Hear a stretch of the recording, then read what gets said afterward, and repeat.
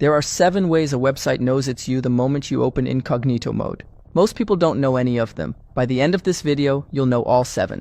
Plus, the 5 defenses that actually work, and of course the one mistake almost everyone makes that defeats all 5 defenses at once. Incognito mode does one thing well: it hides what you do from the people who share your computer. That's it. To every website you visit, you are exactly as identifiable as you were before you opened that little private tab. Often more identifiable.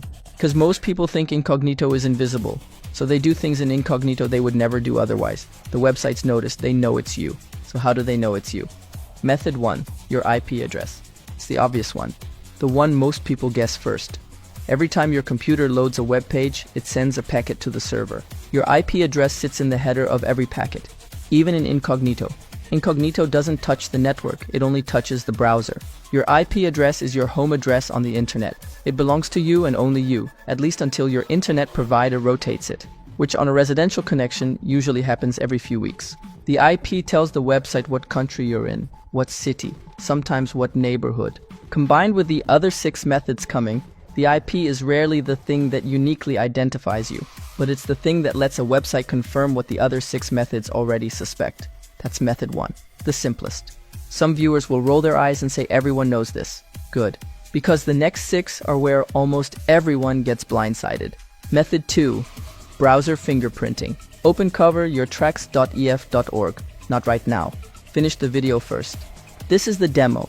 You go to that URL, the Electronic Frontier Foundation runs a test on your browser, and within about 10 seconds it tells you something most people don't believe until they see it. Your browser is unique. Not pretty unique, not unusual, unique, as in the EFF's database of millions of browsers, yours is one of one. How crazy is that?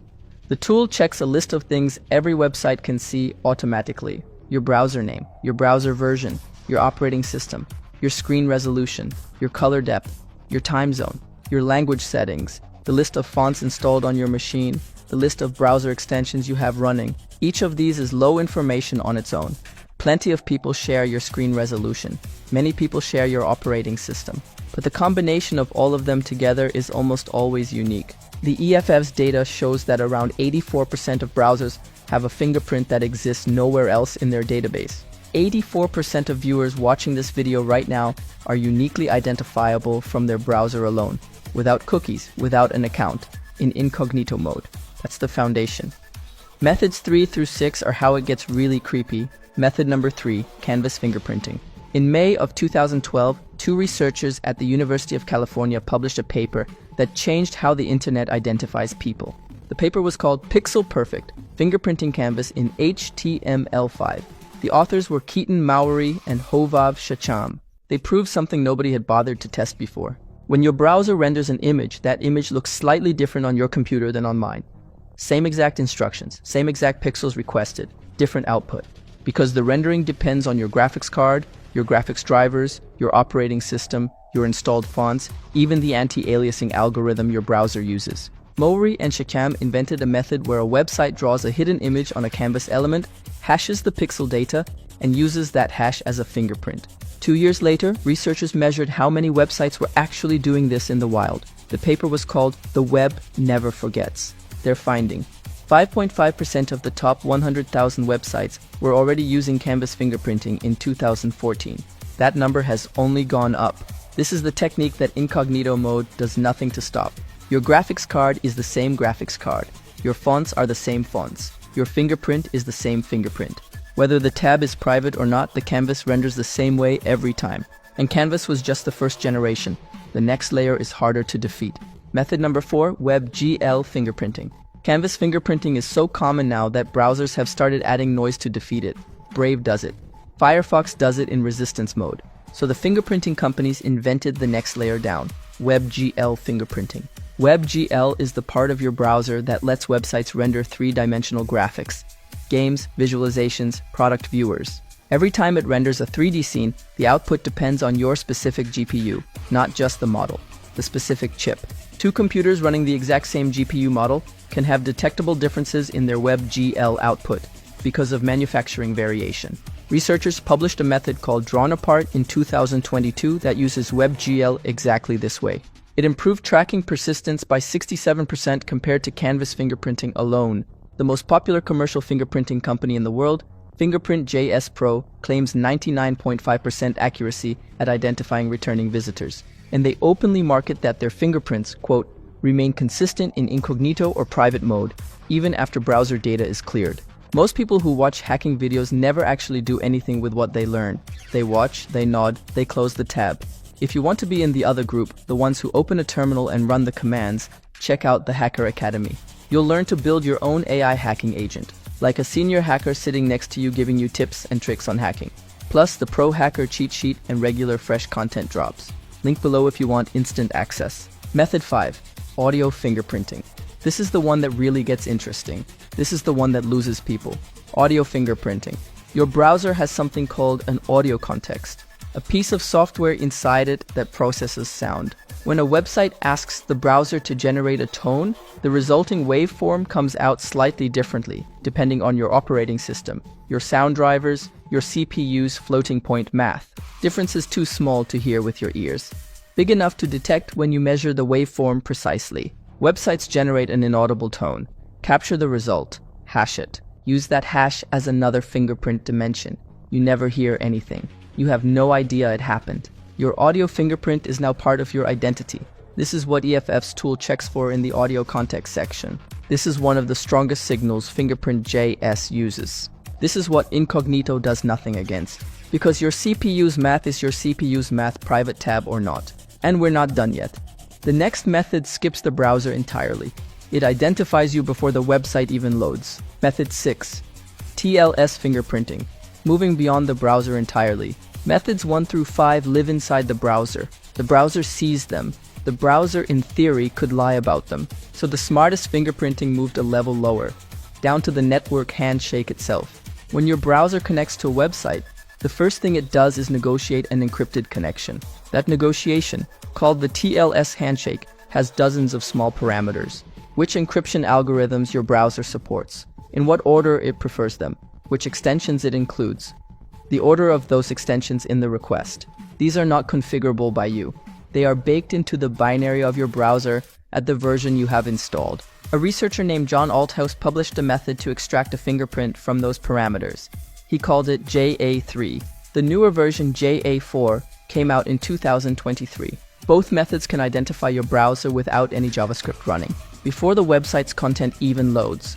The moment your browser says hello at the encrypted layer, your fingerprint is already known. Incognito mode does nothing to your TLS handshake. A VPN does nothing to your TLS handshake. Only changing browsers changes it. And if you change browsers, you've just created a new fingerprint that lives forever. 6 down, 1 left. And the last one is the mistake that makes every defense I'm about to give you useless. Method 7. The one mistake. This is the universal error everyone makes. After all of that, after the IP, the browser fingerprint, the canvas hash, the WebGL signature, the audio fingerprint, the TLS handshake, after all 6 layers of identification, there is one more way websites know it's you. The most basic mistake of them all. You log in. You open Incognito. You go to YouTube to check a video without it polluting your recommendations. And because YouTube doesn't load right when you're not signed in, you sign in. You think it's just for a minute, it's incognito, it doesn't matter. The moment you sign into that Google account, every other Google property knows the rest of your incognito session belongs to you. Search, Maps, Gmail, the video you just watched. Every page you visit through that incognito window that contains a Google tracker, and that's most pages, is now linked to your real identity. This is the universal mistake. The defense against the other 6 methods doesn't matter if you log in, because logging in is voluntarily handing the website the answer to its question. So what actually works? 5 defenses. None of them are incognito mode. The 5 defenses. 5 defenses actually work, in order of how much they protect you. 1. Tor browser, the single best defense against everything you just learned. Tor makes every Tor user look the same on purpose. Same canvas hash, same WebGL output, same fonts, same screen resolution, same audio context. Slow as molasses for normal browsing, but almost nothing identifies you uniquely. Use Tor for anything you genuinely don't want connected to you. 2. Mullvad browser, built by the Tor project and the makers of Mullvad VPN. Same anti-fingerprinting code as Tor browser, without the Tor network behind it. Faster than Tor, less anonymous than Tor, but far more anonymous than Chrome or Firefox in incognito mode. The sweet spot for everyday privacy. 3. Brave with Shields Up. Brave randomizes your Canvas fingerprint, your WebGL fingerprint, and your audio fingerprint on every page load. Your fingerprint becomes a moving target instead of a static one. Not as strong as Tor or Mulvad, faster than both, good for daily driving. 4. Harden Firefox with the privacy.resist fingerprinting setting enabled. The setting that makes Firefox act more like Tor browser's fingerprint surface. You lose some features, you gain a lot of privacy. The setting is buried in about :config, worth the 5 minutes to find. 5.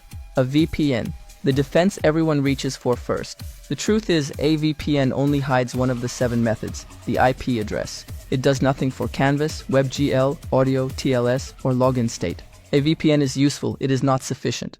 If you only have a VPN, you have one defense against 7 attacks. You'll lose. And if you sign into a Google account in any of these browsers, you've just thrown away every defense above.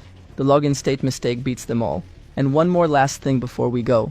Incognito mode was designed in 2005 by a Microsoft engineer named Andy Ziegler for one specific use case: shopping for gifts on a shared family computer without spoiling the surprise. That's it. That's the use case. It was never meant to make you anonymous on the internet. It was meant to hide your activity from your spouse. Every time you open an incognito tab and feel a little safer, the websites you visit are using 7 different techniques to tell themselves you're the same person who was there last week.